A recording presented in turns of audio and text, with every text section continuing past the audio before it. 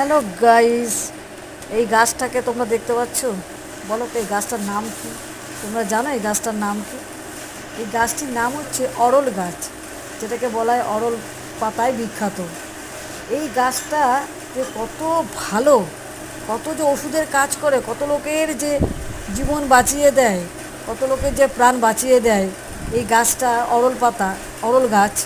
এই অরল পাতার রস যদি কারো জন্ডিস হয়ে থাকে, যে কোনো জন্ডিস, যে কোনো 7 রকমের জন্ডিস, তো তার মধ্যে যে কোনো জন্ডিস, এই পাতার রস খেলে, এই অরল পাতার রস খেলে খালি পেটে আপনার জন্ডিস কমে যাবে।